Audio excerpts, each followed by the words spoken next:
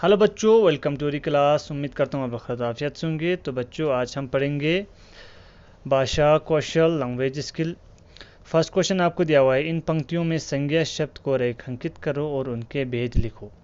आपको पहला क्वेश्चन में क्या करना है, संज्ञा को अलग लिखना है और उसका जो भेद होते हैं वो उनको क्या करना है, उसको अलग करके उसका भेद बताना है।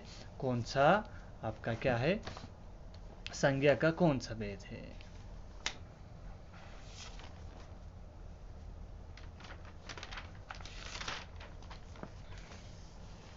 तो चलिए बच्चों, हम क्लास को शुरू करते हैं। तो बच्चों, फर्स्ट जो लाइन है आपका, फर्स्ट क्वेश्चन आपको दिया हुआ है, वे अपने बचपन को याद कर रही थी। इसमें आपका संज्ञा क्या है, संज्ञा है बचपन, और संज्ञा का कौन सा भेद है, भाववाचक संज्ञा है। ठीक है, बचपन। उन्हें जेल भेज दिया गया, इसमें जो संज्ञा है वो क्या है, संज्ञा जेल है, और उसका क्या है, और उसका जो भेद है वो क्या है, जातिवाचक संज्ञा है। मुझे उनका भरपूर प्यार मिला, इसमें संज्ञा क्या है, प्यार, और उसका भेद जो है वो भाववाचक संज्ञा है। उन्होंने पढ़ाई जारी रखी, इसमें जो संज्ञा है वो पढ़ाई है और एक भाववाचक संज्ञा है। वह मुंबई में बीमार पड़ गई थी, इसमें जो संज्ञा है वो मुंबई है और ये व्यक्तिवाचक संज्ञा है। मैंने उन पर गुस्सा तान दिया, इसमें जो है वो आपका ये संज्ञा है गुस्सा, और जो ये जो है वो जातिवाचक संज्ञा है। इसका भेद क्या है, जातिवाचक संज्ञा। इसके बाद बच्चों आपको दिया हुआ है, इन शब्दों का बहुवचन रूप में वाक्यों में प्रयोग करो। पहले इनको क्या करना है, इन शब्दों का बहुवचन के रूप, शब्दों का बहुवचन, इनका बहुवचन को के जो रूप होते हैं, बहुवचन जो है इनका, उनको वाक्यों में आपको प्रयोग करना है। ठीक है, बहुवचन का, इन शब्दों का बहुवचन को वाक्यों में प्रयोग करना है। जैसे पहले उन्होंने दिया हुआ है बच्चों पत्र, तो क्या होगा, नेहरू जी के पास प्रतिदिन ढेरों पत्र आते थे। ठीक है, तो ये आपका क्या हुआ, ये जो हुआ है वो बच्चों बहुवचन रूप में इसका वाक्य में प्रयोग हुआ है। मिठाई, सेकंड, इस अलमारी में मिठाइयाँ रखी होती थी। ठीक है, तो मिठाई का बहुवचन रूप मिठाइयाँ होगा। ठीक है, इसके बाद आपको दिया हुआ है मुकदमा। न्यायालय में उस दिन कई मुकदमों की सुनवाई चल रही थी। ठीक है, मुकदमा का जो बहुवचन रूप मुकदमों में आपका तब्दील हो गया है। भाषा, भारत में अनेक भाषाएं बोली और समझी जाती है। आखिरी में आपको दिया हुआ है घर, आप गाँव में भी पक्के घर बनने लगे हैं। ठीक है, घर का बहुवचन रूप घर ही होता है, जैसे कि हमारा फर्स्ट वाला क्वेश्चन था, इसका जो है पात्र का पात्र ही रहा था, इसी तरह से घर का भी बहुवचन रूप घर ही रहेगा। इसके बाद क्वेश्चन नंबर थर्ड है बच्चों, आपको क्वेश्चन नंबर थर्ड में आपको दिया हुआ है, संज्ञा के स्थान पर आने वाले शब्द को सर्वनाम कहलाते हैं, जैसे हमें पता है।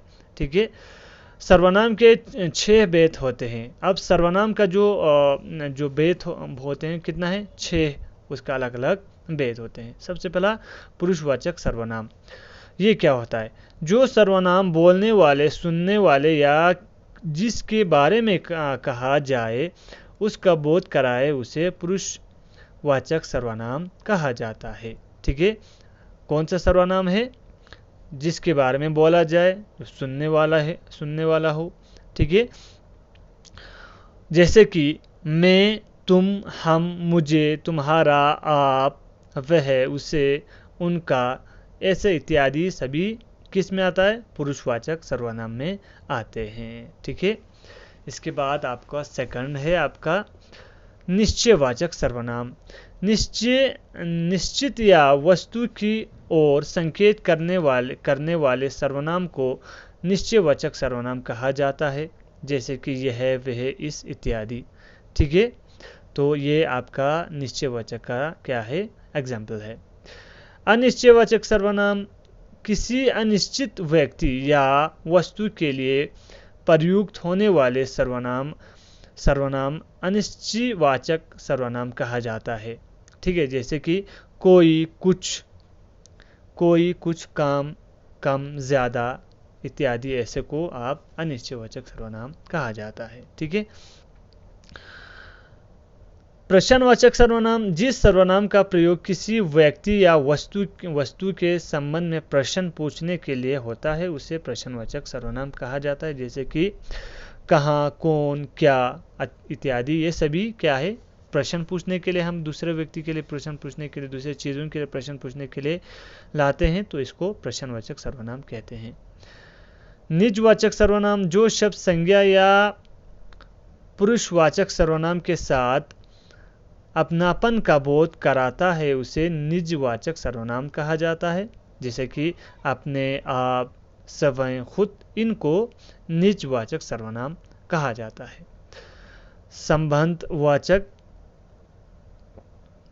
संबंधवाचक सर्वनाम, जिस सर्वनाम का प्रयोग किसी अन्य उपवाक्य में प्रयुक्त संज्ञा या सर्वनाम से संबंध बताने के लिए किया जाता है उसे संबंधवाचक सर्वनाम कहा जाता है। इसका एग्जाम्पल संबंधवाचक सर्वनाम के क्या है, जो, जिसे, जिसने, उसने। ठीक है, इनको क्या कहते हैं, संबंधवाचक सर्वनाम कहते हैं। तो इसके बाद आपको दिया हुआ है निम्नलिखित वाक्यों में आए सर्वनाम शब्द को रेखांकित करो और उनके भेद लिखो। ठीक है, नीचे उनका भेद आपको करना है और सर्वनाम को अंडरलाइन करना है। तो चलिए हम इसको करते हैं। फर्स्ट आपको दिया हुआ है बच्चों, पापू के मीठे मीठे पत्र मुझे राहत देते थे। तो इसमें क्या है, इसमें सर्वनाम मुझे है और ये कौन सा सर्वनाम है, ये है बच्चों पुरुषवाचक सर्वनाम। उस समय घर में कोई नहीं था, तो इसमें जो सर्वनाम है कोई है।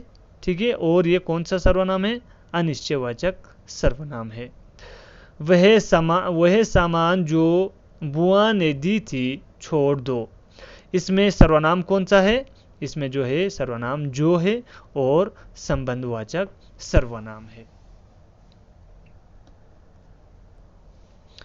इसके बाद बच्चों आपको दिया हुआ है पापू उन्हें बहुत चाहते थे।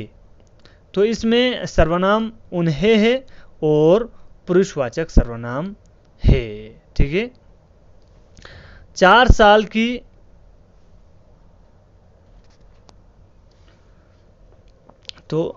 साल की लड़की ने अपना गुस्सा तान दिया। इसमें सर्वनाम कौन सा बच्चों, इसमें सर्वनाम है अपना।